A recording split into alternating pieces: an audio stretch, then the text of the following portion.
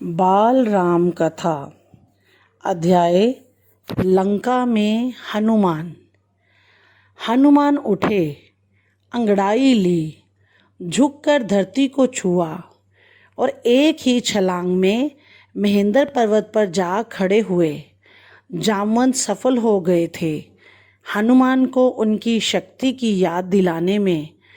पर्वत शिखर पर खड़े हनुमान ने विराट समुद्र की ओर देखा। उनकी आंखों में चुनौती का भाव नहीं था, समर्पण का था, वो भी राम के प्रति। समुद्र यह देखकर डर गया, उसकी गरिमा नष्ट होने को थी।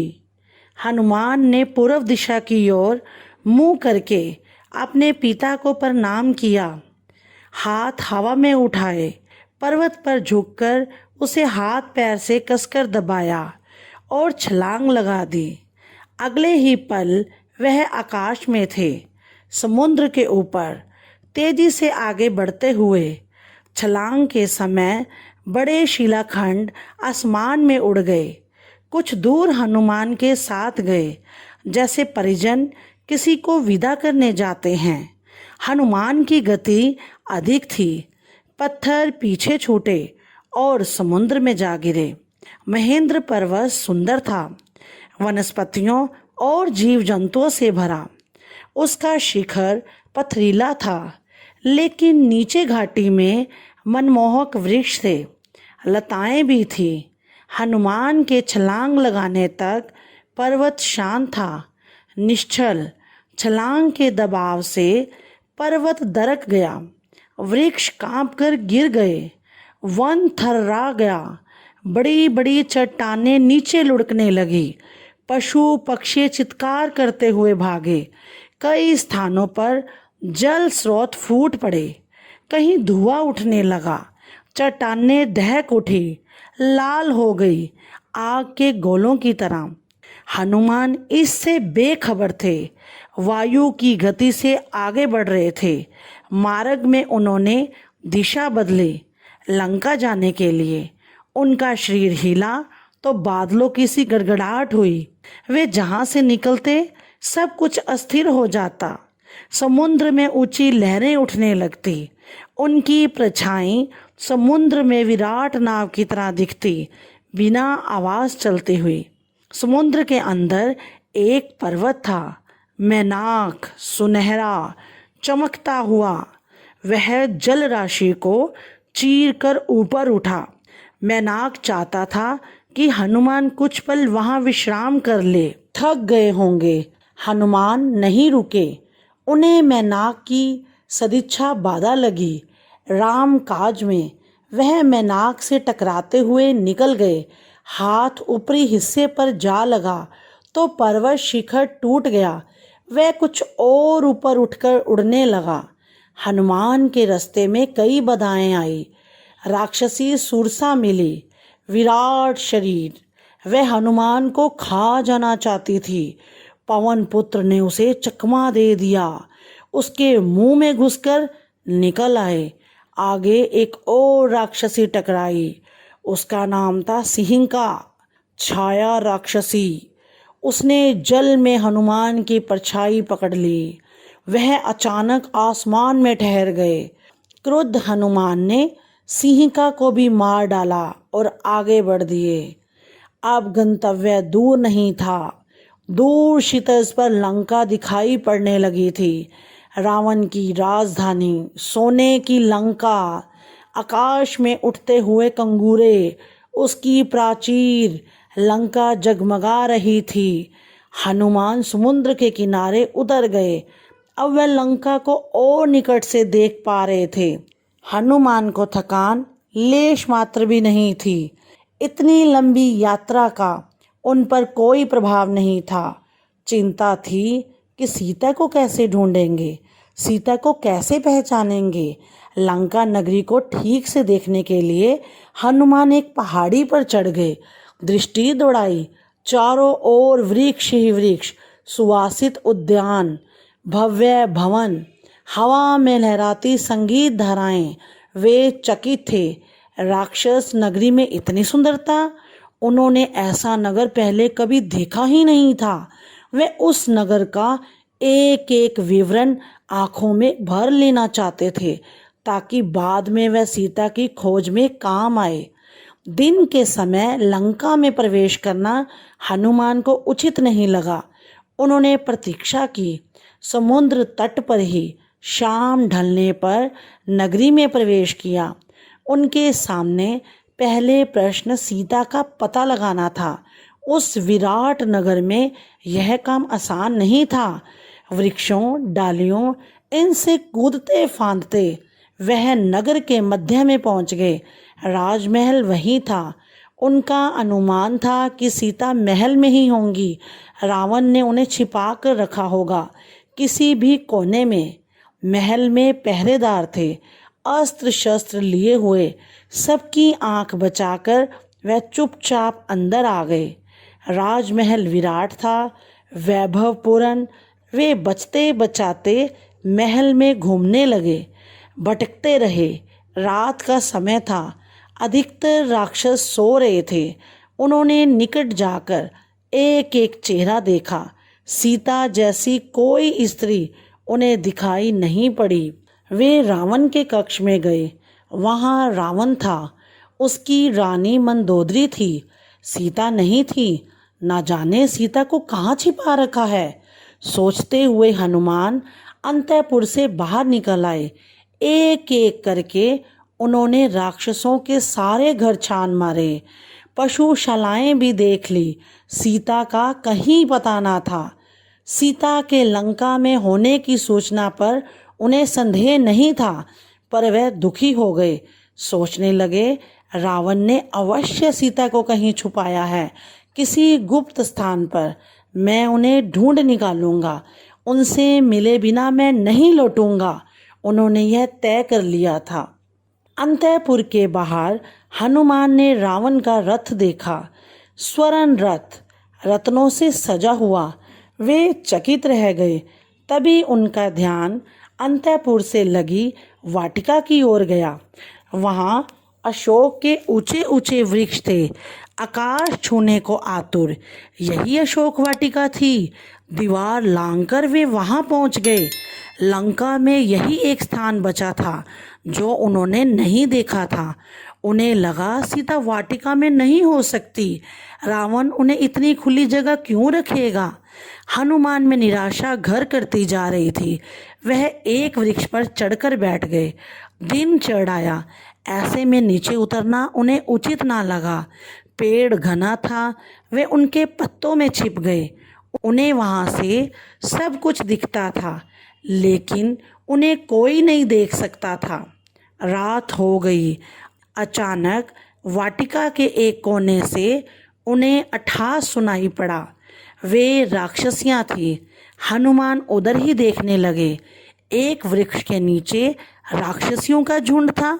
वे किसी बात पर ठहाके लगा रही थी। हनुमान को लगा कि वे सीता पर हंस रही हैं। वह पेड़ से चिपककर नीचे की डाली पर आए। ध्यान से देखा, राक्षसियों के बीच एक स्त्री बैठी है, चेहरा मुरझाया हुआ, उदास, दयनीय, दुर्बल, शोकग्रस्त। यही माँ सीता है, उन्होंने मन में सोचा। उन्हें अब कोई संदेह नहीं था। राक्षसियाँ वहीं थी, हट नहीं रही थी, परंतु हनुमान उतावले थे।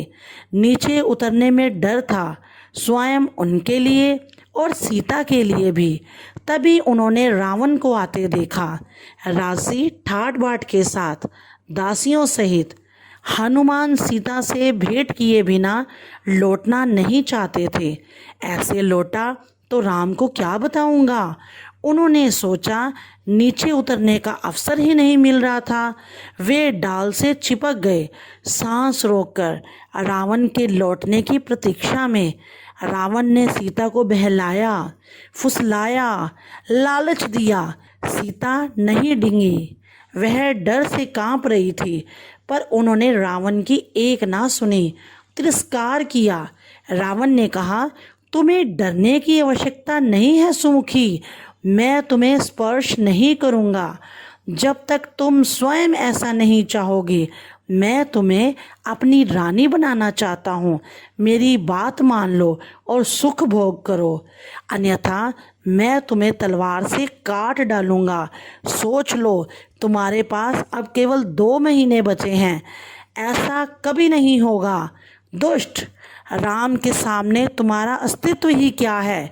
मुझे राम के पास पहुंचा दो, वे तुम्हें क्षमा कर देंगे। तुमने ऐसा नहीं किया तो सर्वनाश निश्चित है।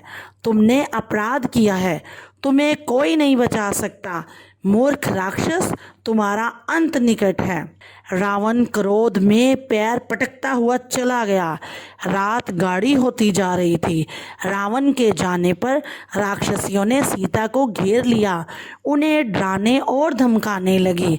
बोली, तुम मूर्ख हो, रावण का प्रस्ताव अस्वीकार कर रही हो। यह रावण की नगरी है, तुम्हारा राम यहाँ कभी नहीं पहुँच सकता। तुम्हें कोई नहीं बचा सकता। राक्षसियों में एक त्रिजटा थी, सबसे भिन्न।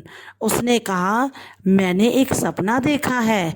पूरी लंका समुद्र में डूब गई है, सब नष्ट हो गया है। यह सपना अच्छा नहीं है। कहीं यह सीता के दुख से जुड़ा तो नहीं है।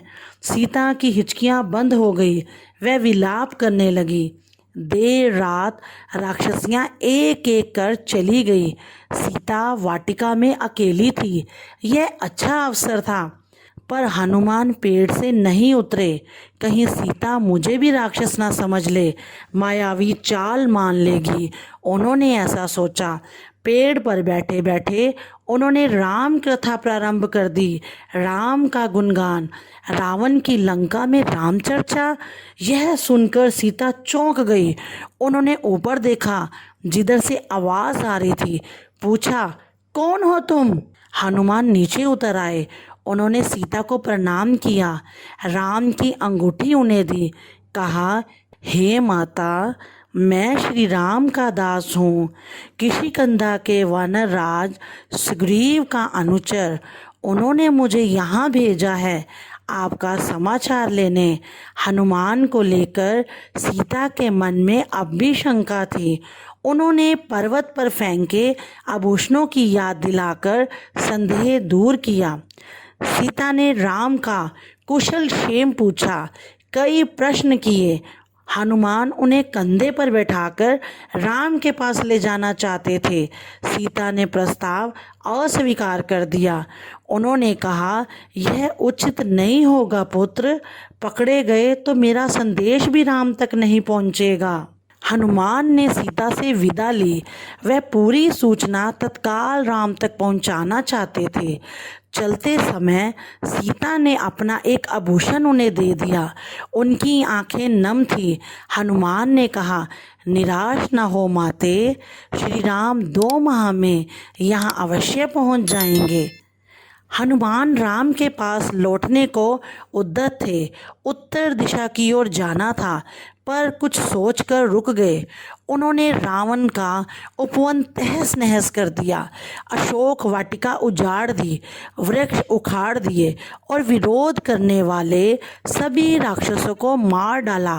रावण के कई महाबली मारे गए। हनुमान से लड़ते हुए रावण का पुत्र अक्षय कुमार भी प्राण गंवा बैठा। राक्षस भागे भागे राजमहल गए। रावण को इसकी सूचना दी। एक वानर के उत्पात के बारे में बताया। रावण तिलमिला गया। उसके क्रोध का ठिकाना ना रहा। उसने मेघनाथ को भेजा, अपने सबसे बड़े बेटे को। कहा, उस वानर को मेरे सामने उपस्थित करो, उसने जघन्य अपराध किया है। मेघनाथ ने हनुमान से भीषण युद्ध किया। वह इंद्रजीत था, एक बार इंद्र को परास्त कर चुका था। उसने हनुमान को बांध लिया। राक्षस उन्हें खींचते हुए रावण के दरबार में ले आए। शक्तिशाली रावण सिंहासन पर बैठा था। उसके सेनापति ने पूछा, कौन हो तुम? किसने तुम्हें यहाँ भेजा है? हनुमान के मन में भय नहीं था। मैं श्री राम का दास हूँ, मेरा नाम हनुमान है। आप श्री राम की पत्नी सीता को हर लाए हैं। मैं उन्हीं की खोज में आया था, उनसे मैं मिल चुका, आपके दर्शन करना चाहता था, इसलिए उत्पात करना पड़ा। इसमें मेरा कोई अपराध नहीं है। दंड के भागी तो राक्षस हैं, उन्होंने मुझे रोकने का प्रयास किया। क्रोध में रावण हनुमान को मारने उठा। छोटे भाई विभीषण ने उसे रोक दिया। कहा, आप नीतिवान हैं राजन, नीति के अनुसार दूत का वध अनुचित है, आप उसे कोई दूसरा दंड दे दें। हनुमान ने रावण को पुनः प्रणाम किया। मेरा एक निवेदन है, आप सीता को सम्मान सहित लौटा दें, इसी में आपका कुशल है। धनुर्धर राम से आप युद्ध नहीं जीत सकते। रावण ने हनुमान की पूंछ में आग लगा देने की आज्ञा दी। राक्षसों ने आग लगा दी। जलती हुई पूंछ के साथ उन्हें नगर में घुमाया। राक्षस ठिठोली कर रहे थे। इसी बीच हनुमान ने बंधन तोड़ दिए। एक भवन पर चढ़कर उसमें आग लगा दी। एक से दूसरी अटारी पर कूदते उन्होंने सभी भवन जला दिए। हाहाकार मच गया। लंका जल रही थी, धू धू कर रही थी। राक्षस विलाप कर रहे थे। अचानक हनुमान को सीता की चिंता हुई। वे अशोक वाटिका की ओर भागे। डर था कहीं आग उन तक ना पहुंच गई हो।